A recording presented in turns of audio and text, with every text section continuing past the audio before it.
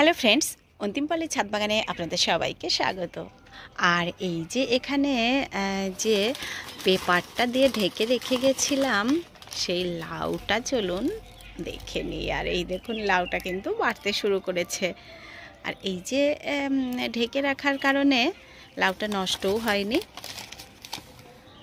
তবে এটাতে এই যে দু একটা পিঁপড়ে দেখতে পাচ্ছি, আর এটাতে একটা ছিদ্র ছোট্ট একটা করেছিল, তবে সেটা মনে হচ্ছে কিছু হবে না, ভালোই আছে। আর এই দিকে আর একটা পড়েছে, তো একটা যখন বড় হচ্ছে পাশে আর একটা মনে হয় এত বড় হবে না। এই যে এটাও নষ্ট হয়ে গেছে।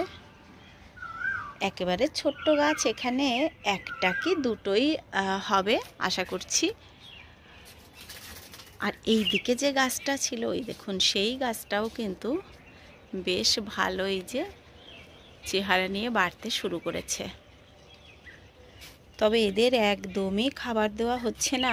অনেক দিন বাগানে আমি খোল ভেজাইনি, আর খোলের শাড়ি তো খাবার হিসেবে দিই, তো খাবার কিন্তু অনেক দিন দেওয়া হয়নি। মাটি থেকে ওই যে যা খাবার পাচ্ছে ওটাতেই হচ্ছে। কিচেন ওয়েস্ট, গার্ডেন ওয়েস্টের যেই সব খাবারগুলোই যে এর মধ্যে আছে, আর গোবর সারে লাগিয়েছি সেই গোবর সার।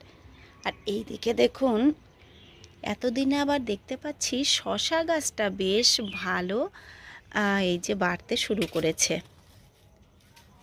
আর ডগা দেখতে পাচ্ছি না, এখানেই শুধু মাথাটা শেষ হয়ে গেছে। তো আবার নতুন ডগা যদি বেরোয় তাহলে শশা গাছটা হয়তো ভালোই হবে। এই যে যেগুলো ফুল শশা আসছে সেগুলো ভেঙে দিচ্ছি। সাইড দিয়ে যে চিচিঙ্গা গাছটাও কিন্তু উঠতে শুরু করে দিয়েছে। আর এইদিকে দেখুন, একটা ঝিঙে এতদিন পরে হয়েছে। আসলে ইচ্ছে করলে কিন্তু ঝিঙে রাখা যেত, মানে একটু রাসায়নিক ব্যবহার করলেই ঝিঙে থাকে। তো আমার যদিও একটাও সেরকমভাবে হয়নি, প্রচুর জালি পড়েছে, কিন্তু যদি আমি একটু রাসায়নিক কিছু ব্যবহার করতাম তাহলে ওই ঝিঙেগুলো হতো। এই যে প্রচুর পরিমাণে ঝিঙে পড়ছিল, একটু একটু বেশ বড়ও হচ্ছিল। আমি কিন্তু ভেবেছিলাম কিছুটা অন্তত পাওয়া যাবে, তো কিছুটা পাওয়া যায়নি। আর আপনাদের যদি এইরকম ঝিঙে গুটি আসছে, এই যে ঝরে যাচ্ছে, হলুদ হয়ে যাচ্ছে, তাহলে আপনারা দিয়ে দিতে পারেন 1 ml পার লিটার জলে বুস্টারও দিতে পারেন, বাম্পারও দিতে পারেন, দুটোতেই কিন্তু কাজ হবে। গত বছর আমি দিয়েছিলাম বাম্পার, তো তাতে বেশ ভালো কাজ হয়েছিল।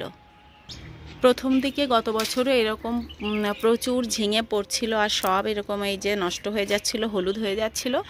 তারপরে এই যে বাম্পার 1 ml জলে 1 ml 1 লিটার জলে গুলে স্প্রে করেছিলাম, তারপর থেকে কিন্তু বেশ কিছু ঝিঙে আমি পেয়েছিলাম।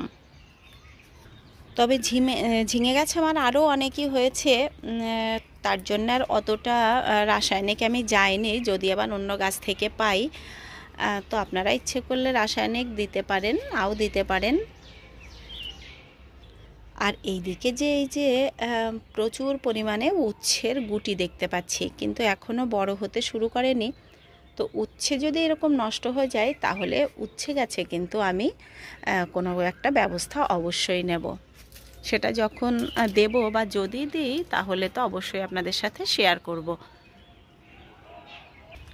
এই দেখুন, এদিকেও ঝিঙে সব পড়েছিল, প্রচুর ঝিঙে এই যে পড়লো আর নষ্ট হয়ে গেল। আসলে গাছটাও একটু কেমন হয়ে গেল, তার জন্য আরও আমি আর কিছু ব্যবস্থা করিনি। এবারে চলুন এই দিকের বেডটা রেডি করে ফেলি। আর এই দেখুন, এখানে গোবর সার ঢেলেই রেখেছি, প্রচুর পরিমাণে গোবর সার নিয়ে নিয়েছি, তবে এতটা এখানে মনে হয় লাগবে না। এই যে এই সময়টাই কিন্তু গোবর সার ভালো করে মিশিয়ে নেবার সময়। এই সময়টা মানে পুরো গরমটাই আপনি পাবেন বর্ষার আগ পর্যন্ত। বর্ষার আগ পর্যন্ত সময়টা যত খুশি গোবর সার দিয়ে নিন। তারপরে বর্ষা এসে গেলে গোবর সারের ব্যবহার কিন্তু সেরকমভাবে আর করা যায় না। তো আমি এই যে আমার বেডগুলোকে তৈরি করি, বছরে দুবার ভালো করে গোবর সার দিই। সেটা হচ্ছে এই যে বর্ষার আগে পর্যন্ত গরমে এই সময়টা দেব, আর একটা হয় হচ্ছে পুজোর পরপর ওই যে শীতের বাগান যখন শুরু হয় ওই সময়টাও গোবর সার মেশানোর যায় মাটিতে, মানে তখন বৃষ্টি টিষ্টি যে চলে যায়, নতুন গাছ বসানোর আগে গোবর সার দিয়ে এই যে মাটি তৈরি করে শীতের বাগান আমরা তৈরি করি। আর যারাই যে গোবর সার একদমই জোগাড় করতে পারেন না বা যাদের হাতের কাছে থাকে না, তারা এই সময় বেশি করে মাটিতে কিচেন ওয়েস্টগুলো দিয়ে রাখুন। এই যে চায়ের লিকার, সবজির খোসা, ডিমের খোসা সব দিয়ে দিয়ে একটু গর্ত করে করে, যদি বড় গ্রো ব্যাগ হয় তার সাইডে একটু গর্ত করে একদিন দিলেন, আবার আর এক সাইডে গর্ত করে আর একদিন দিলেন, এরকম করে মাটির কিন্তু উর্বরতা আপনারা বাড়াতে পারেন। সেটাও কিন্তু খুব সুন্দর মাটি তৈরি হবে। আর অল্প খাবার হিসেবে একদম পাতলা করে মাঝে মাঝে খোলের সার যেটা আমরা দিই গাছে। তো এই যে কিচেন ওয়েস্ট দিয়ে আমরা যে বেডগুলো তৈরি করি, সেই বেডে কিন্তু যদি আপনি খাবার একটু কমও দেন তাহলেও কিন্তু কোনো প্রবলেম হয় না, খুব ভালো সবজি ফুল সেখান থেকে আমরা পাই।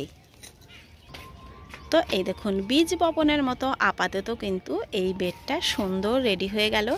এবার দুদিন একটু ভালো করে ভেজাবো আর তারপরেই বীজ বপনের জন্যে নিয়ে নেব। আর বেশ খানিকটা গোবর সার এই যে এইদিকে থাকলো। আর একজন আমার সাথে এই যে বাগান করবে। মা কী কাজ করব, ওকে কাজ দিয়েছি, জল নিয়ে আয় এখানে দিয়ে দাও। কাজের লোকের অভাব নেই, কত কাজ, চারদিকে তাকালেই শুধু লোক আর লোক। এই যে আমার ছোট পুত্রের মনে হয় একটু গার্ডেনিংয়ের শখ আছে, ও কিন্তু মাঝে মাঝেই আমার সাথে আসে, বাগানে আমাকে হেল্পও করে, যেটা বড়জনার কিন্তু একেবারেই নেই। আর এখানে এটা একটু নড়ে গেছিলো, কালকে এই যে পড়ে গেছিলো, এই দেখুন কুড়িটা কিন্তু নষ্ট হয়ে গেল। এটা আমি দেখতে পাচ্ছি একটু যদি নড়ে যাচ্ছে তাহলেই কিন্তু কুড়িটা শুকিয়ে যাচ্ছে, মানে খুবই শুকি গাছ। এটা মনে হচ্ছে ফুটবে।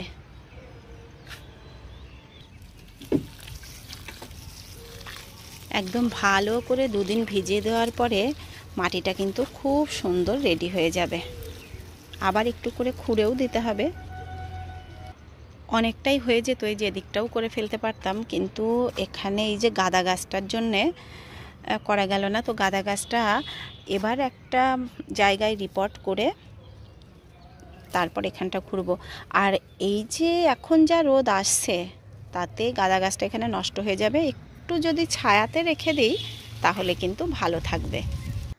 আর এবারে চলুন, কয়েকদিন আগে যে আমি উচ্ছে গাছের এই যে 2 মিনিটে একেবারে বাঁধন ছাড়া সহজে মাজা দিয়েছিলাম, মানে কোনো বাঁধতে হবে না, কিচ্ছু না, এই যে সেটা হচ্ছে ভেন্ডি গাছের ডাল দিয়ে।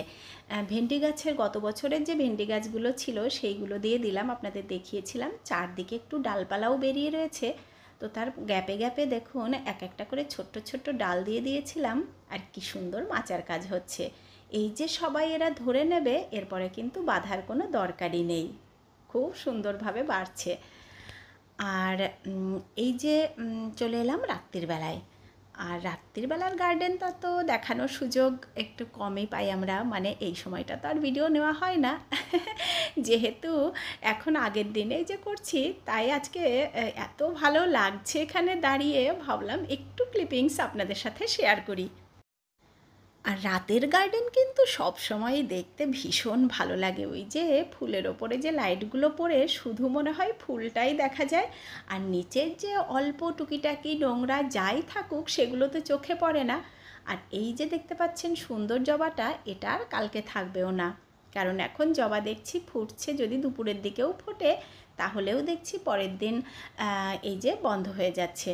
মানে এই যে বিদেশি জবাগুলো, এগুলোর কিন্তু ফোটার ওই রকম কোনো টাইম নেই, যে যেমন আমাদের দেশি জবাগুলো সকালবেলা হলে ফুটবেই, এগুলো কিন্তু অনেক সময় দেখতে পাচ্ছি বিকেলবেলার দিকেও ফুটছে।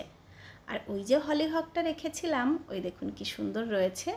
আর এদিকে যে অর্কিডটা, সেটা লাইট পড়ে কি ভালো লাগছে দেখুন, একদম চকচক করছে ওই জায়গায় দুটো ফুল। আর এদিকে আমার জিরেনিয়ামের থোকাটাও খুব সুন্দর হয়েছে। আর আমাদের পাশে আরেকজন বসে রয়েছে, যে প্রত্যেকটা ভিডিওতেই প্রায় থাকে তো আমারও বিদায় নেবার পালা এসে গেছে। আর এতক্ষণ যারা দেখলেন তাদেরকে অসংখ্য ধন্যবাদ। ভালো লাগলে লাইক কমেন্ট শেয়ার করবেন। আর যারা আজকে আমার একদম নতুন বন্ধুরা আছেন তাদের যদি ভালো লাগে তাহলে চ্যানেলটিকে সাবস্ক্রাইব করে নেবেন। তো আপনারা সবাই খুব ভালো থাকবেন। দেখা হবে আবার নেক্সট ভিডিওতে। টাটা।